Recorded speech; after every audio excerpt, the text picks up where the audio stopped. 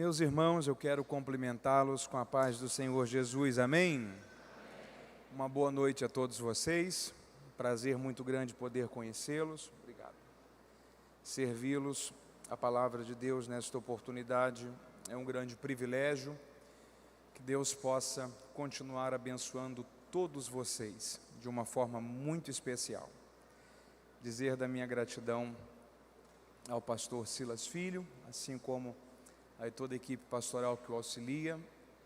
Dizer também da minha gratidão, ainda que ele não esteja aqui, ao amigo pastor Bruno Fernandes, a Elane que está aqui, que é uma família de amigos que nós amamos muito e através dele que essa oportunidade me é proporcionada de deixar uma palavra ao seu coração.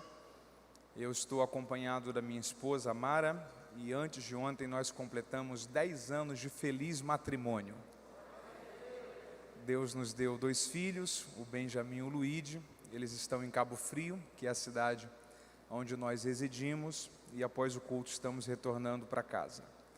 E nosso louvor a Deus pelo privilégio de poder, em um fim de semana tão especial para a gente, poder também estar cultuando com vocês, na companhia de vocês, e tendo a oportunidade de deixar-lhes uma palavra. Você está com a sua Bíblia aí? Vamos lá? Abra comigo a sua Bíblia, livro dos Juízes. Livro dos Juízes de Israel. Eu gostaria de ler com você no capítulo 14. Juízes, capítulo 14.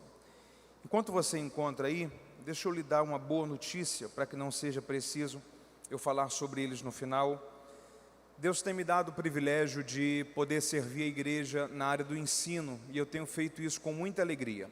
Além de por meio do púlpito, eu tenho feito por outras 2 formas. A primeira delas por vídeo e a segunda delas por livro, através da literatura. A forma em vídeo é uma coletânea de 9 documentários que são gravados em 15 países diferentes sobre história do cristianismo e geografia bíblica. A dinâmica desse material é a seguinte: eu visito aqui os locais onde as histórias da Bíblia aconteceram, e nesses lugares eu vou te mostrar o lugar, te explicar a história. É uma verdadeira viagem pela Bíblia e pela história que você vai fazer comigo sem sair de casa. 2 volumes são gravados em Israel, você vai conhecer pelo menos 50 lugares diferentes da Bíblia comigo nesses vídeos, nesses documentários. Locais tradicionais como Túmulo de Jesus, Monte Carmelo, Vale do Armagedon, Mar da Galileia, Túmulo de Lázaro, que é uma gruta quase 5 metros de profundidade em Betânia, onde ele foi sepultado, mas ao 4º dia o Senhor ressuscitou. Te mostro aqui o que é o fundo de uma agulha. Muita gente tem curiosidade de saber o que é o fundo de uma agulha. Daquele texto que diz que é mais fácil o camelo passar pelo fundo de uma agulha do que um rico entrar no reino dos céus. Te mostro em Jerusalém tanto que é o fundo de uma agulha, como te explico, por exemplo, o significado do termo rico, no original grego daquele texto, que é muito diferente do que a maioria de nós imaginamos. Um volume gravado na Turquia, você vai conhecer comigo tanto a ilha de Patmos, como as 7 cidades que receberam as 7 cartas do Apocalipse. Em cada cidade eu explico cada carta. Um volume gravado no Egito, você vai refazer comigo a rota do Êxodo, passando por locais como o Mar Vermelho, Rio Nilo. Mostro o que é uma sarça no Monte Sinai. Você vai comigo até o Monte Nebo, na Jordânia. Eu vou te mostrar a vista que Moisés teve das cidades de Canaã, quando ele viu a terra prometida, mas não pôde entrar nela. E esse volume em especial termina nas ruínas das antigas muralhas de Jericó. Então é a rota completa do Êxodo por vídeo, desde o Egito até a primeira cidade de Canaã conquistada. E os últimos volumes em vídeo são sobre história do cristianismo. Você vai visitar comigo pelo menos 15 lugares que viveram grandes avivamentos ao longo da história da igreja. Locais como a Rua Azusa, em Los Angeles, igrejas de homens como Spurgeon, Jonathan Edwards, Moody, John Wesley. Vai comigo até a Alemanha, eu te mostro a porta onde Martinho Lutero cravou as 95 teses contra as indulgências na Reforma Protestante. Então, se você tem interesse de entender e conhecer mais tanto sobre geografia bíblica, história do cristianismo, como instrução bíblica e cristã de um modo geral, esse material vai te servir demais. É fruto de 4 anos e meio de viagens que eu fiz a todos esses locais documentando esse material. E o último material, concluindo esse anúncio, é esse livro aqui. É uma enciclopédia sobre a vida dos personagens bíblicos. É uma obra que eu levei mais de 7 anos escrevendo ela. São quase 500 páginas, não é daqueles livros que você lê da página 1 até a última, a não ser que você queira, mas é uma obra de pesquisa. Aquele momento, por exemplo, que você está lendo a Bíblia e você vê ali uma expressão no texto, uma curiosidade do texto, uma dúvida do contexto histórico, geográfico, interpretativo, uma polêmica do texto, que você sente falta de uma obra que te explique aquilo ali. Essa é uma obra que vai te servir nesses momentos. Às vezes você lê, por exemplo, que Abraão saiu dos caldeus e vai para Canaã. Qual é a distância de um local até outro? Quantos dias era isso a pé? João morreu em Pátimos ou saiu de lá para entregar as 7 cartas do Apocalipse? Então são questões gerais, abrangendo a Bíblia de um modo geral, em várias formas aplicativas e interpretativas que, através desse material, vai te servir demais. Personagens masculinos e femininos. E o legal dessa obra é que você não tem aqui apenas a vida do personagem sendo contada, mas você tem a vida dele sendo explicada e as lições já sendo extraídas. Então vai te servir muito, tanto para o seu tempo de estudo pessoal, como para o estudo de uma aula, preparação de uma mensagem de um modo geral, vai lhe abençoar muito. Eu tive a alegria de ter a revisão desse livro por um pastor que é muito conhecido no ensino na nossa nação, que é o pastor Hernandes Dias Lopes, e o prefácio dessa obra foi pelo saudoso Dr. Russell Shedd. Dr. Shedd chegou a escrever que não conheceu outra obra em português que reunisse tantas informações sobre a vida dos personagens bíblicos quanto essa. Então eu penso que é um material que vai te servir, vai abençoar você, toda a sua casa e a sua família. Os documentários 1 é 10, 4 são 30, os 9 são 70, a enciclopédia está no valor de R$50. Se levar todos, você tem um desconto, em vez de 120, fica apenas pelo valor de 100, pode ser adquirido também no cartão. Ao final do culto eu quero ter a alegria de compartilhar com você esse material em mãos, deixar uma dedicatória no seu livro, abençoar você com esse trabalho que tem abençoado a vida de tanta gente. Você me ouviu? Diga amém. Vamos lá, Juízes capítulo 14, eu quero ler com você alguns versículos alternados, mas nós vamos iniciar pelo verso 5 e depois um versículo do verso 16. Juízes 14, verso 5, está escrito assim: Desceu Sansão com seu pai e com sua mãe a Tímina, e chegando às vinhas de Tímina, de repente um leão novo, rugindo, saiu-lhe ao encontro. Então o Espírito do Senhor se apossou dele, de tal maneira que ele o rasgou de alto a baixo, como quem rasga um cabrito, sem ter nada na mão. Mas nem a seu pai, nem a sua mãe deu a saber o que tinha feito. Desceu e falou àquela mulher, e ela lhe agradou muito. E depois de alguns dias, quando voltou para a tomar, apartou-se do caminho para ver o corpo do leão que estava morto, e neste havia um enxame de abelhas com mel. Tomou o favo nas mãos, foi andando e comendo dele, e tendo chegado a seu pai e a sua mãe, deu-lhes dele, e comeram. Porém, não lhes deu a saber que tomara o mel do corpo do leão. Capítulo 16, verso 26. Talvez uma página depois, capítulo 16, verso 26. Disse Sansão ao moço que o tinha pela mão: Deixa-me tocar as colunas que sustentam a casa, para que eu me encoste a elas. A casa estava cheia de homens e mulheres, e também ali estavam todos os príncipes dos filisteus, e sobre o telhado havia uns 3.000 homens e mulheres, que estavam vendo Sansão brincar. Então clamou Sansão ao Senhor, dizendo: Senhor Deus, peço-te, que te lembres de mim e fortalece-me agora só esta vez, ó Deus, para que de uma vez por todas eu me vingue dos filisteus pelos meus 2 olhos. Então abraçou-se Sansão com as 2 colunas do meio, em que se sustentava a casa. Empurrando uma com a mão direita e a outra com a mão esquerda, disse Sansão: Morra eu com os filisteus. E então se inclinou com força, e a casa caiu sobre os príncipes, e sobre todo o povo que estava nela, e foram mais os que matou Sansão na sua morte, do que os que matara na sua vida. E se você pode, diga amém.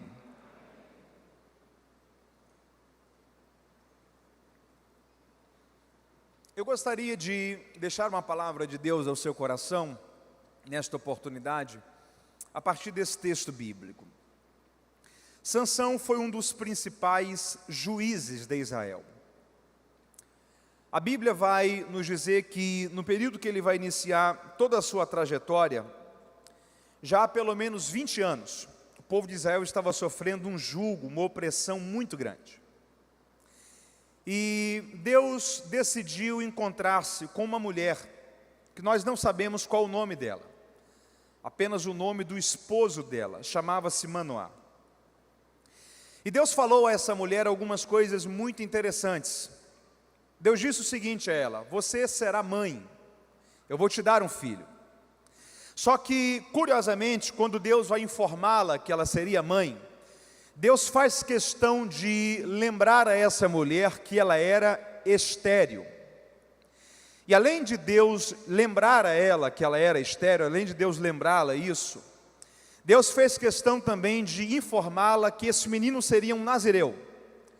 Quando você lê Números capítulo 6, você percebe que o nazireado era um convite à consagração pessoal. O nazireu era alguém separado para Deus, era alguém consagrado ao Senhor.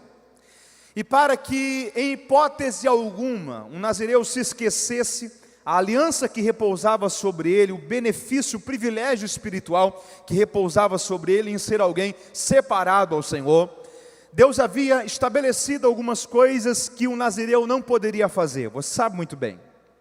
Ele não poderia tocar em coisa morta, ele não poderia nem comer, nem beber nada que fosse feito com uvas.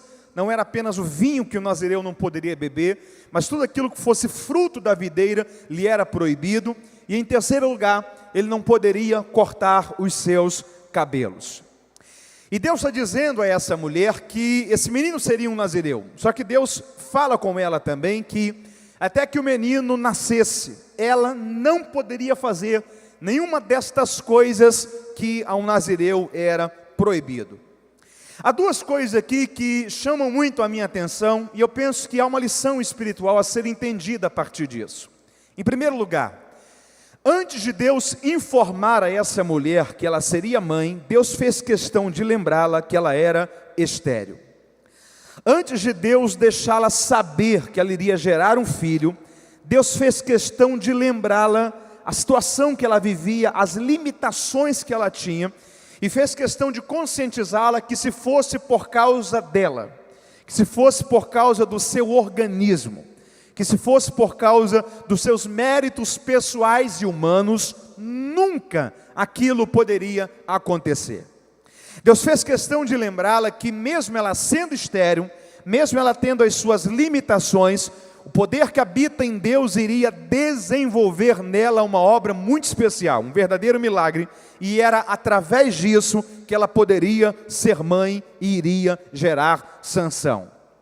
Era Deus lembrando a ela e lembrando também a todos nós, que as coisas boas que acontecem na vida da gente, a grande maioria delas, não são por causa de nós, não tem a ver com a nossa capacidade, não tem a ver com aquilo que a gente consegue fazer, não tem a ver com aquilo que a gente consegue construir, mas é única e exclusivamente porque o favor de Deus nos alcançou, porque o poder de Deus nos alcançou.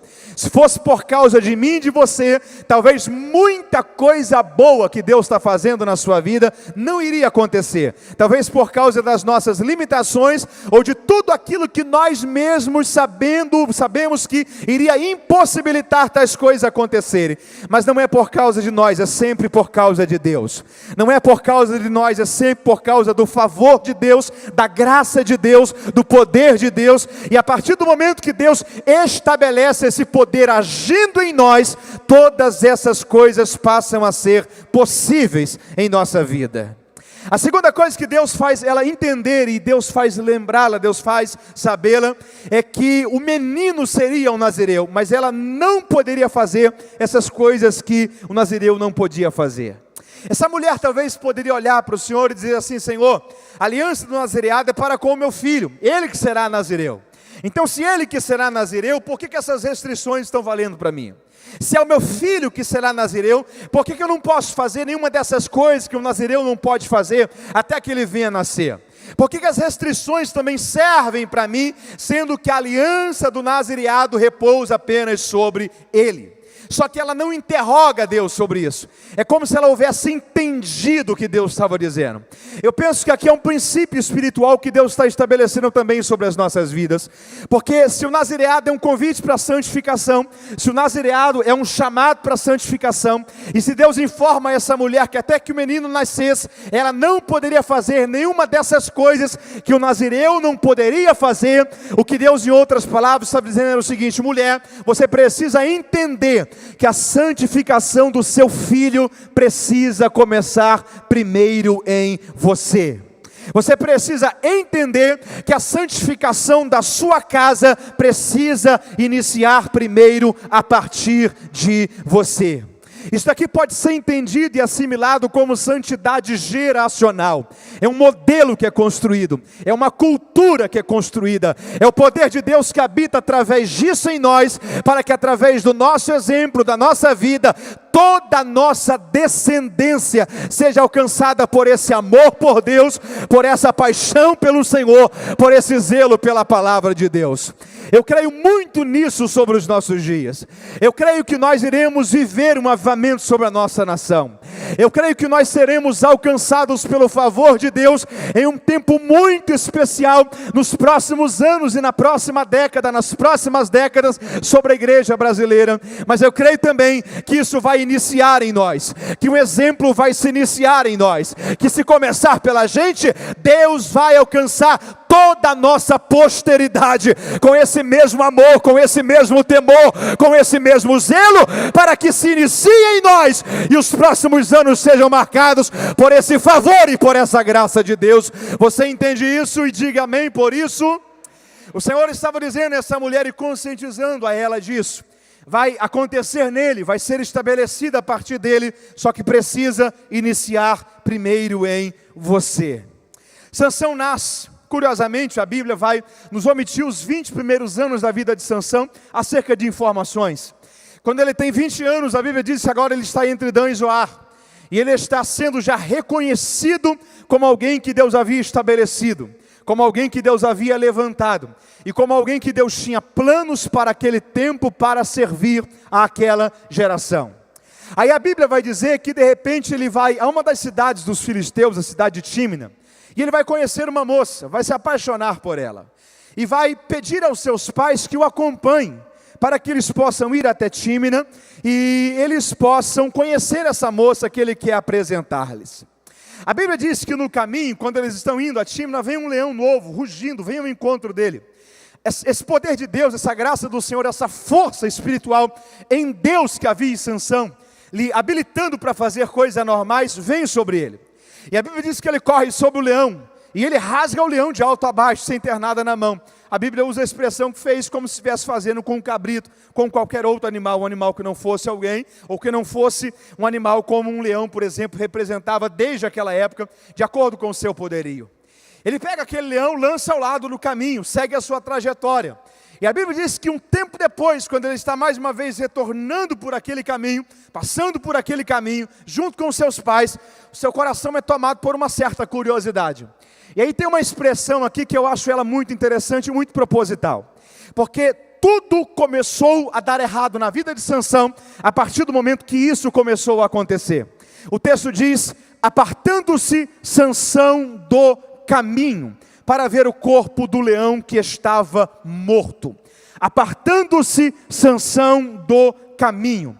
Deixa eu lhe dizer uma coisa, as coisas começaram a dar errado na vida de Sansão, a partir do momento que ele não respeitou os limites do caminho. Apartando-se Sansão do caminho para ver o corpo do leão que estava morto, de repente ele é surpreendido, porque um pouco de abelha havia passado ali, produzindo um pouco de mel, e ele é seduzido por aquilo, encantado por aquilo, toma do mel. O texto diz que ele vai, come, volta ao caminho, dá aos seus pais, ambos também se alimentam daquele mel, porém, ele não lhes dá a saber de onde havia tirado o mel. Algumas coisas interessantes a nós entendermos aqui para a nossa vida espiritual, para a nossa edificação pessoal. Em primeiro lugar, Sansão ele é vencido dentro da dinâmica do nazireado. O primeiro elo da sua aliança com Deus, que era a questão de tocar em coisa morta, ele é vencido a partir desse momento. Certamente você já deve ter ouvido alguma vez, se ainda não ouviu, vale a pena ouvir, se já ouviu, vale a pena entender a importância disso para os nossos dias, que o mel, pelo menos dentro de um consenso comum, é algo sempre bom, é algo sempre doce, é algo sempre agradável. Só que aquele mel representava a quebra do primeiro elo que Sansão possuía com Deus. Há uma verdade espiritual sendo entendida e ensinada aqui. É Deus dizendo para a gente, cuidado com aquilo que é bom, cuidado com aquilo que é doce, cuidado com aquilo que aparentemente pode ser até agradável, mas que pode estar custando a sua aliança com Deus. Cuidado com aquilo que aparentemente é agradável a você, faz bem a você, para esse momento que você está vivendo, mas talvez em troca disso, você está tendo que quebrar princípios, quebrar alianças, omitir comportamentos, desonrar a Deus. Cuidado com tudo aquilo que parece ser bom, mas que a soma, o resultado disso, pode estar levando a você a uma quebra de aliança e de princípios com o Senhor. Segunda coisa, ele toma desse mel e ele dá aos pais, porém, ele não diz aos pais que ele havia tomado o mel do corpo do leão. É interessante isso daqui, porque se ele diz aos pais que tomou o mel do corpo do leão, os pais logicamente entendem, ele não pode tocar em coisa morta. O primeiro elo foi quebrado, o nazireado está comprometido.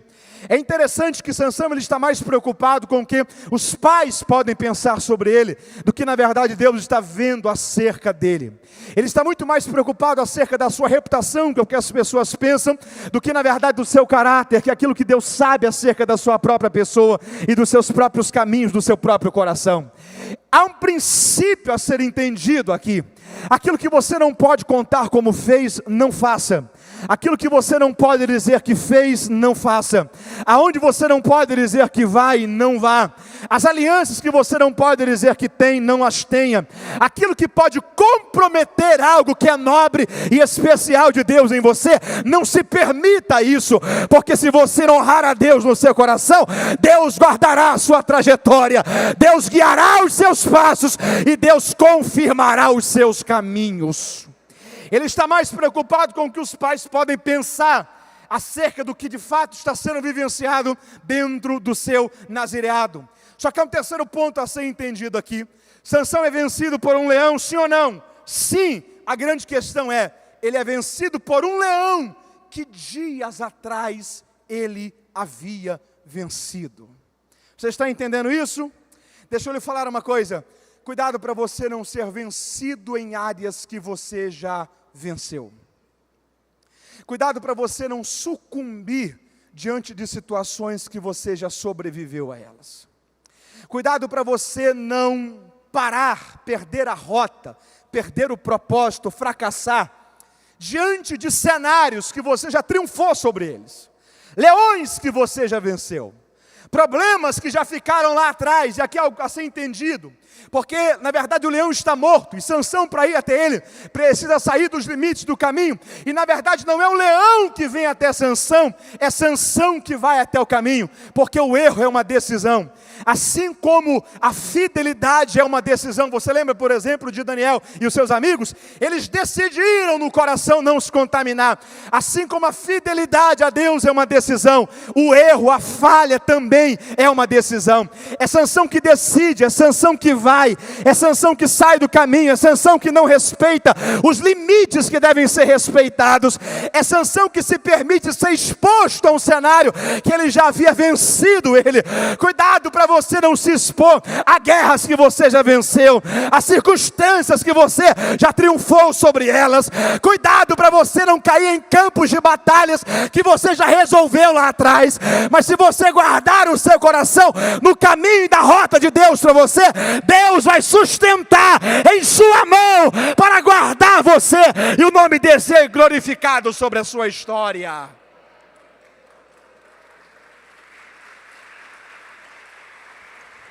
O leão que um dia ele triunfa, é o mesmo leão que um dia ele sucumbe diante dele.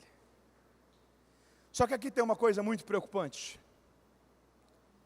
É porque a Bíblia diz que mesmo depois que o primeiro elo da sua aliança é quebrado, o Espírito do Senhor continuava a vir sobre Sansão. E sabe o que é que Sansão pensou? O que Sansão pensou foi o seguinte: o poder espiritual ainda está ativo em mim? Está. Eu ainda consigo fazer as mesmas coisas que eu fazia antes de quebrar o primeiro elo do nazireado? Consigo. Então, se isso não afetou o meu serviço, certamente Deus não se importou com isso. Tem uma coisa aqui que a gente precisa entender. Deus ele está muito mais interessado em você do que naquilo que você faz para Ele. Há uma lei espiritual que não pode ser alterada. Que lei é essa? Comunhão sempre deve vir primeiro do que produtividade. Você pode repetir isso comigo? Diga: comunhão sempre deve vir primeiro do que produtividade. Deixa eu lhe dar um exemplo disso no Novo Testamento. Você lembra de Marta, Maria e Lázaro? Jesus chegando na casa deles. Quem é dona de casa? Levanta a mão, faz assim com a sua mão. Você imagina, já volto para a Sansão. Imagina você 11 da manhã em casa, a campainha toca, quando você abre o portão, Jesus e mais 12 discípulos. Qual é a primeira coisa que uma dona de casa pensa?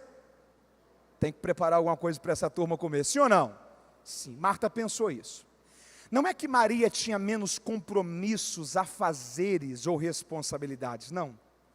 A questão é que quando ela percebeu a oportunidade que ela estava tendo de ter Jesus dentro da sua casa, ela parou e ela disse consigo mesma: nada é mais prioritário do que Jesus aqui.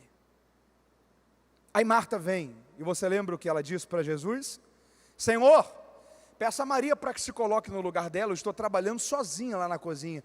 Aí o Senhor olha para ela e fala assim: Marta, Marta, você anda agitada, preocupada, distraída, envolvida com tanta coisa, e não percebeu que uma só coisa é necessária. Maria escolheu a boa parte, e essa parte não lhe será tirada. Aí normalmente nós aplicamos esse texto para aquelas pessoas que têm 2, 3, 4, 5, 10 empregos, que o dia tem 24 horas, ela trabalha 30 horas, e ela não tem tempo para Deus, não tem tempo para a família, não tem tempo para aquilo que de fato tem valor na vida, mas a vida dela é só para construir e ter alguma coisa. Normalmente nós aplicamos esse texto para esse tipo de pessoas. Só que a questão aqui é a seguinte: Marta estava trabalhando, sim ou não?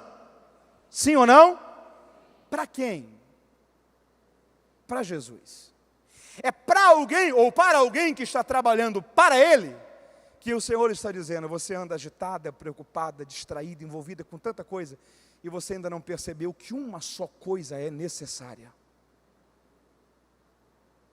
Maria escolheu a boa parte, e essa não lhe será tirada. O que Jesus está dizendo para Marta? O que Ele está dizendo é o seguinte: se todo o tempo que você dedica para mim é só para trabalhar para mim, mas nunca para estar sós comigo em minha presença, você está perdendo a melhor parte.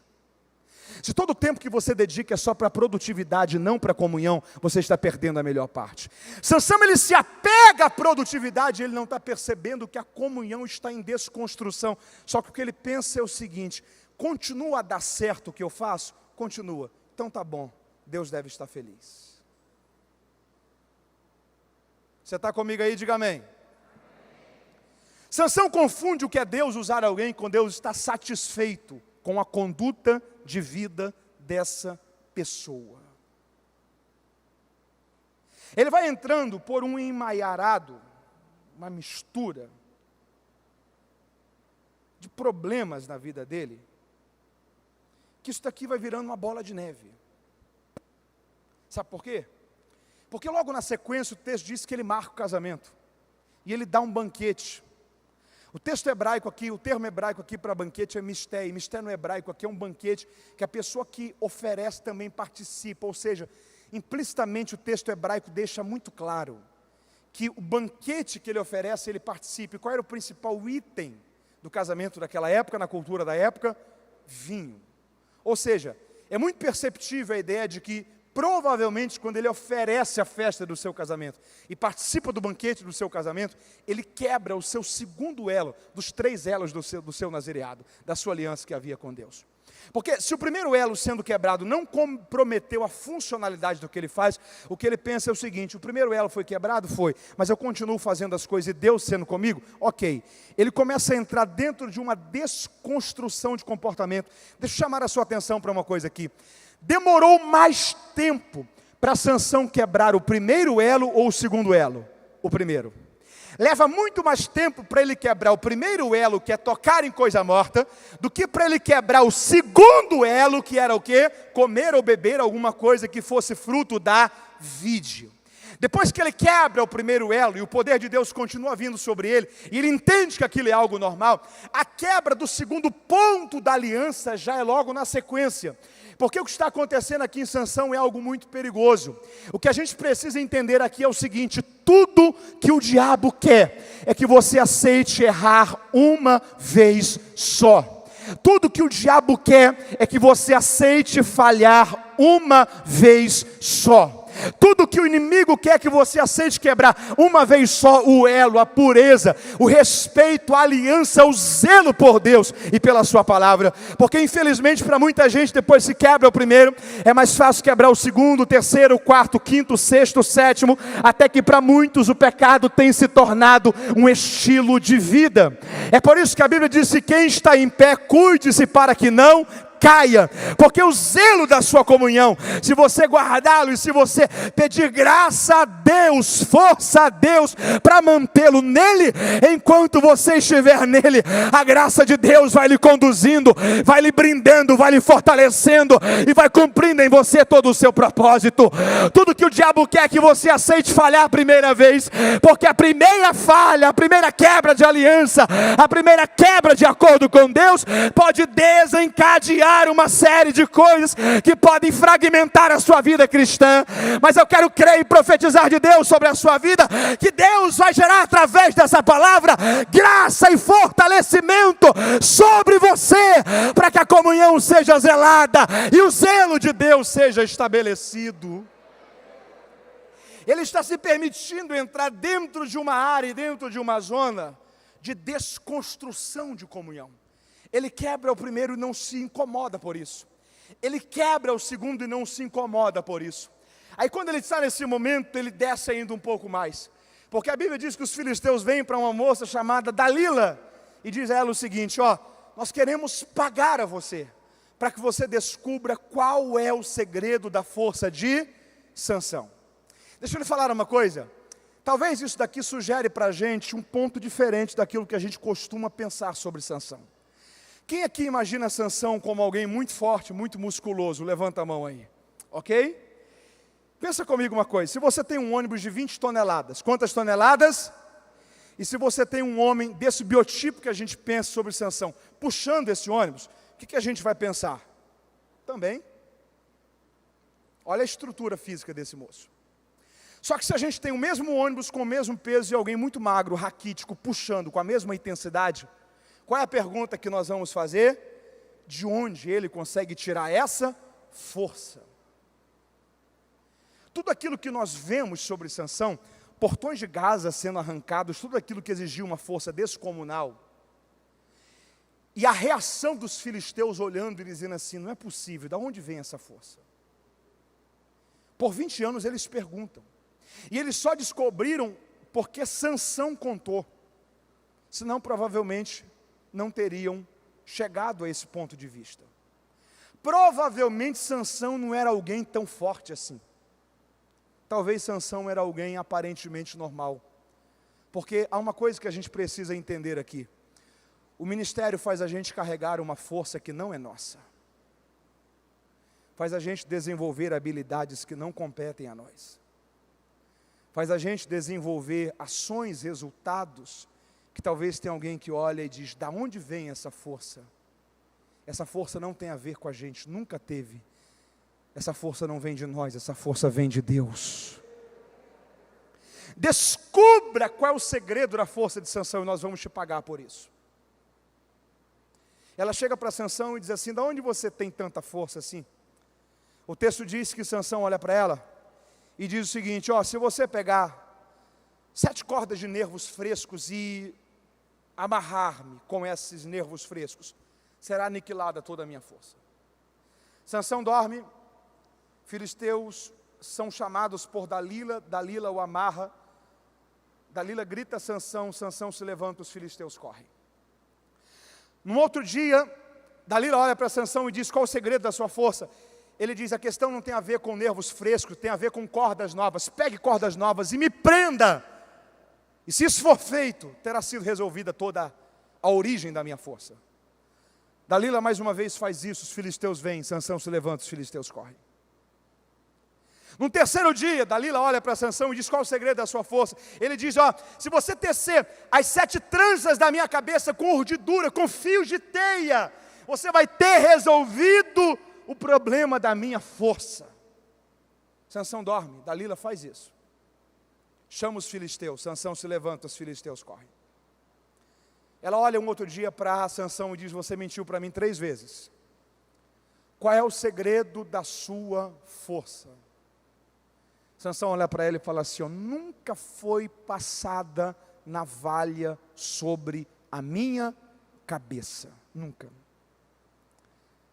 Se você passar navalha sobre a minha cabeça, será aniquilada toda a minha força. Sansão dorme, Dalila faz isso, os filisteus se aproximam, e um dos versículos mais tristes da Bíblia são registrados, ou registrado. Levantou Sansão pensando que faria como das outras vezes, mas não sabia ele que o Espírito do Senhor já havia se retirado dele. Sabe qual é o problema? É que o Espírito de Deus, quando ele vem com um som de vento impetuoso. Ele vem com fogo, ele vem com alegria, ele vem com arrepio, ele vem fazendo você se derramar em lágrimas, ele vem mexendo com a sua estrutura pessoal, ele vem causando e desenvolvendo uma obra transformadora que somente ele, somente o Senhor pode fazer em você. Mas a grande questão é que ele é uma pessoa. A Bíblia fala, por exemplo, sobre você não entristecer o Espírito Santo, sobre algo que precisa de manutenção, não apagueis o Espírito Santo, e ao ponto que ele vai sendo entristecido, desprezado, deixado de lado. Em algumas situações ele se ausenta, e quando a pessoa procura pela sua presença, só descobre que ele não está mais ali, quando precisa dele, mas não mais o encontra. Porque se a pessoa de Deus não estiver em primeiro lugar nas nossas vidas, ele não vai estar em nenhum outro lugar mais, porque em segundo lugar ele não permanece. Ele fica do lado de fora, mas em segundo lugar ele não permanece. Ele se ausenta, mas ele não permite ser trocado dentro do nosso coração. Sansão havia trocado Deus do seu coração, e quando ele vai procurar por Deus, ele não encontra mais a presença do Espírito de Deus. Sabe o que é assustador aqui? É porque o elo do seu nazireado passava por 3 coisas, e as 2 primeiras coisas, escute isso, as 2 primeiras mudanças eram internas, somente a terceira mudança era externa. Se você encontrar Sansão, por exemplo, 5 minutos depois dele ter tocado no leão, você perceberia, sim ou não? Não. Se você encontrar Sansão 10 minutos depois dele ter bebido vinho, você perceberia, sim ou não? Não. Mas se você encontrar Sansão 30 minutos depois dele ter cortado os seus cabelos, você perceberia? Perceberia. Por quê? Porque as 2 primeiras mudanças foram internas, e somente a terceira mudança foi externa. Mateus, o que você está dizendo com isso? Quando alguém chega a mudar por fora, é porque esse alguém já se perdeu por dentro há muito tempo. Quando você percebe mudanças em comportamentos, em vocabulários, em atitudes, quando passa a ser externizado a quebra de aliança, a quebra de princípio, é porque há muito tempo esse altar já está em ruínas. Mas se você zelar por Deus e pela sua comunhão, Deus não vai te deixar chegar a esse ponto, mas Ele vai te abraçar, te restaurar, te guardar e manifestar livramento sobre a sua vida. Você está entendendo isso e pode dar glórias a Deus por isso?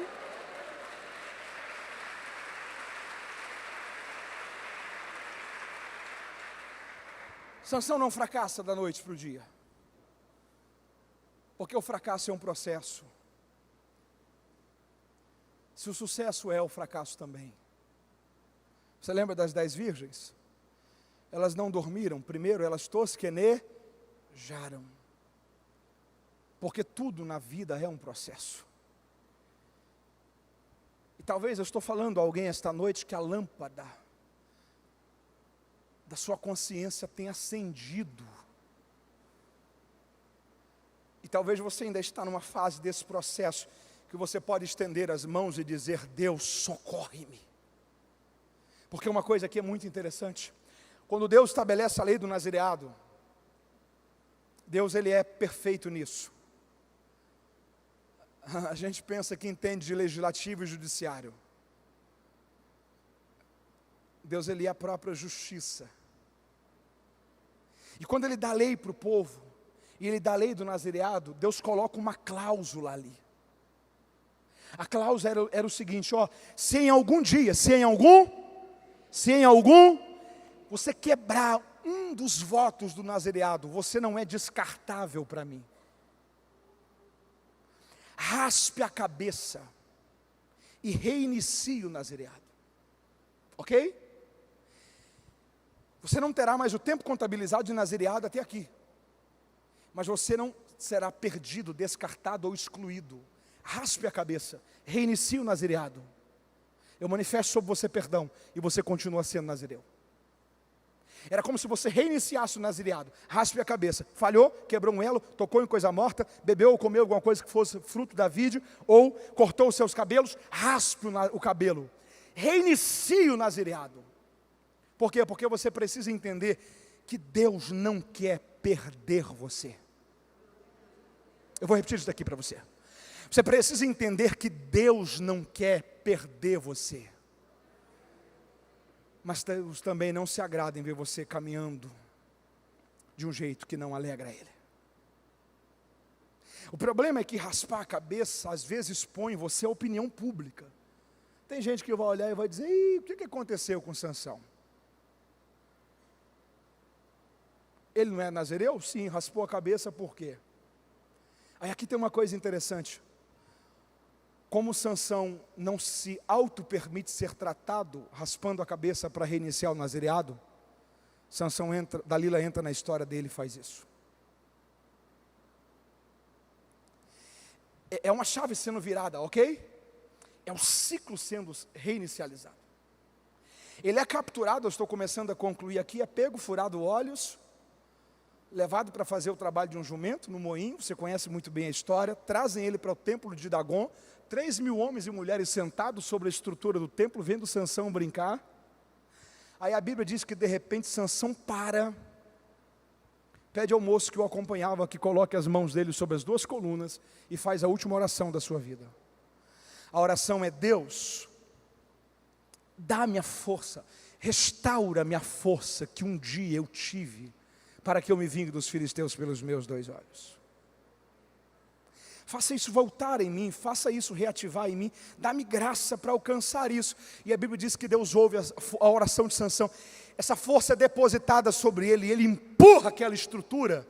O templo vem abaixo e diz que Sansão matou mais pessoas na sua morte do que o que havia matado na sua vida. A função do juiz era organizar uma guerra, vencer o povo inimigo que estava oprimindo Israel, para que o povo tivesse de novo autonomia da terra e tranquilidade dentro do aspecto geral da sociedade deles.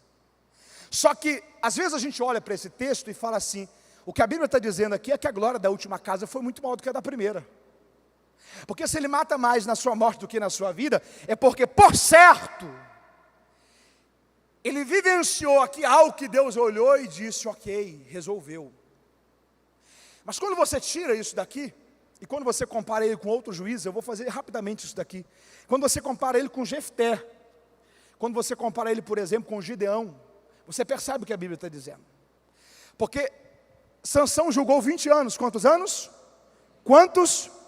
Na morte, ele mata 3.000 pessoas, 3.000, e matou mais pessoas na morte do que na sua vida. 4.000 e poucas pessoas Sansão matou, por causa dos 1.000 com a queixada do jumento. Quantos anos? 20. Matou quantos mil? 4.000 e pouco. Sansão, 20 anos, 4.000 e pouco. Gideão, 40 anos. Matou 120.000 inimigos. Jefté, 6 anos. Matou 42.000 inimigos. Olha a proporção. Jefté, 6 anos, 46.000 inimigos.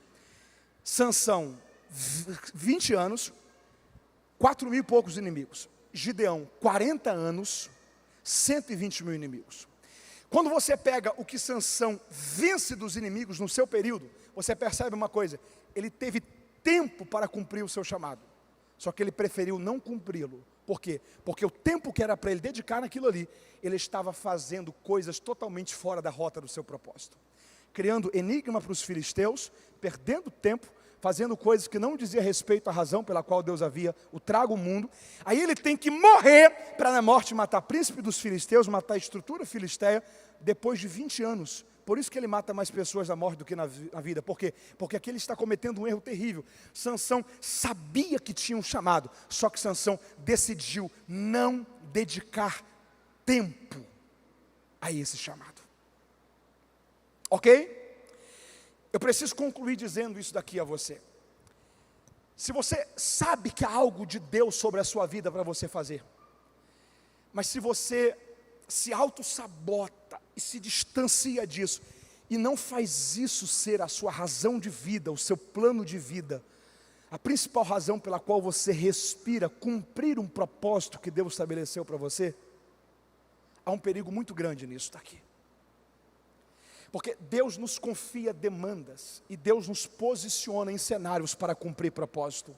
Você lembra de Josué? Capítulo 1, Deus chegou para ele e disse assim: Josué, assim como eu fui com Moisés, eu serei com você, e todo lugar que você pisar a planta do seu pé será seu. Deus está dizendo o seguinte, depende mais de você do que de mim, porque aonde você for, eu te dou, e aonde você for, eu sou com você. Deus dá o limite para ele em Josué capítulo 1, e a gente termina ali, e a gente não lê Josué capítulo 13, quando Deus chegou para Josué e disse assim, Josué, você hoje está velho, e muita terra ficou para ser conquistada, inclusive a terra dos filisteus e a terra dos cananeus. Quando você pega a história de Israel, depois de Josué, quais foram os maiores inimigos do povo de Israel? Filisteus e cananeus. Por quê? Porque Josué não extermina eles, não vence eles. A gente precisa entender uma coisa: há uma demanda de Deus sobre nós, há uma responsabilidade de Deus sobre nós, e todas as vezes que nós não cumprimos a nossa demanda, nós estamos sobrecarregando a próxima geração. Todas as vezes que nós não cumprimos o nosso propósito, nós estamos aumentando o trabalho para a geração dos nossos filhos. Mas Deus quer nos dar graça para terminar como Paulo, para chegar dizendo: o combate foi até o final, eu acabei a carreira, o combate não ficou incompleto não, eu combati o bom combate, eu acabei a carreira e eu guardei a fé, eu fui até o final e cumpri o que Deus estabeleceu. Você está entendendo isso? Coloque-se de pé glorificando a Deus comigo, se você pode.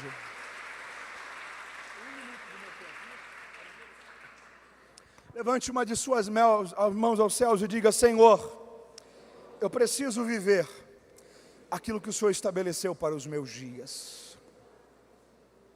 Deus havia estabelecido para Sansão um plano. Sansão permite fugir dessa rota. Sansão permite fazer do seu jeito. Deixa eu lhe falar uma coisa esta noite. Qual é a rota de Deus para a sua vida? Salmo 119 diz que há um livro onde Deus prefixou todos os meus dias. Há um livro onde Deus prefixou todos os meus? Há um livro onde Deus prefixou todos os meus? E a Bíblia diz em Apocalipse 20 que há um livro que é o livro das obras. Livro das? Imagina que no livro que ele prefixou todos os meus dias, os planos dele para mim e para você foram colocados ali. E o livro das obras é o registro da vida que nós vivemos, das prioridades que tivemos, das escolhas que fizemos. A pergunta é só uma: o dia que Deus pegar o livro onde ele prefixou todos os meus dias e colocar de frente do livro das minhas obras, será que vai bater? Ou será que Deus vai olhar para mim e vai dizer: que pena que você quis viver a sua vontade e não a minha? Que pena que você quis ir pela sua cabeça e não pelo meu propósito? Que pena que você só pensou em você e você não entendeu que o meu filho não foi só Salvador para você, foi Senhor também. Porque recebê-lo como Salvador é entender que Ele foi à cruz para perdoar os seus pecados e te livrar do inferno. Entendê-lo como Senhor é saber que você não é mais dono da sua vida. Não são mais as suas vontades, as suas escolhas, as suas prioridades, não. Há uma submissão diante da vontade de Deus. Você está entendendo isso? Eu quero orar com você concluindo, mas eu queria saber esta noite: cadê você que no seu coração você ouve essa palavra e você diz: Senhor, eu preciso me alinhar mais ao teu propósito. Talvez um dia você já decidiu no seu coração: eu quero servir a Jesus, eu quero entregar a minha vida ao Senhor.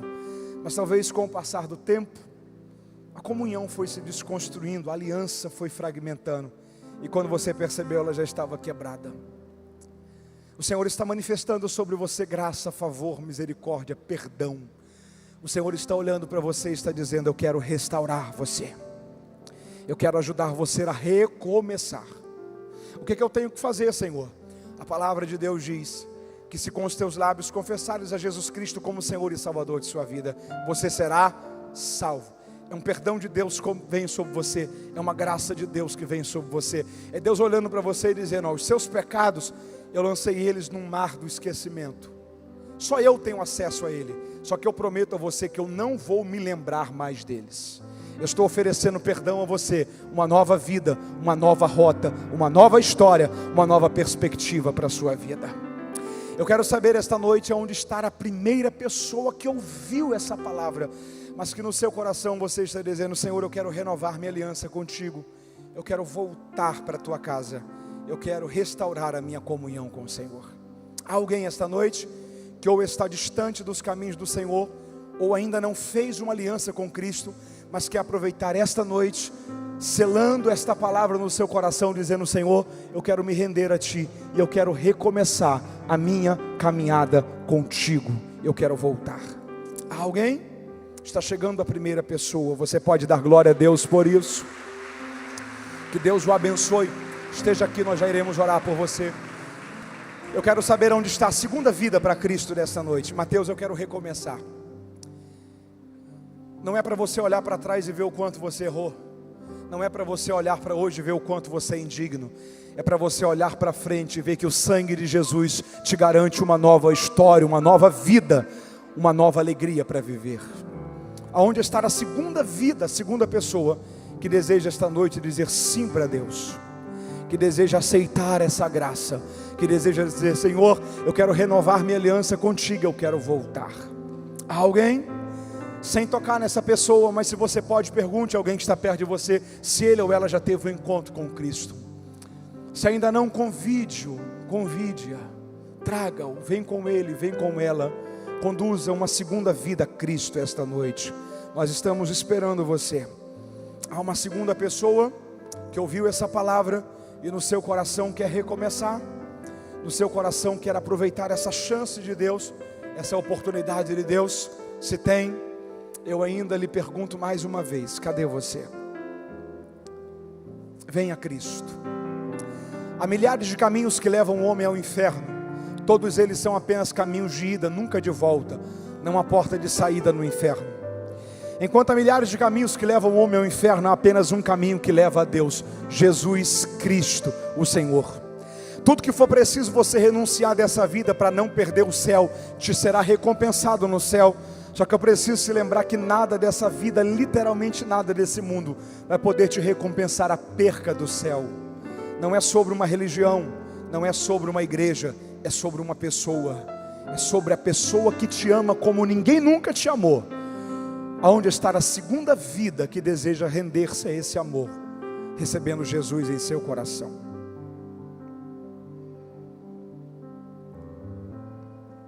Não há? Amém.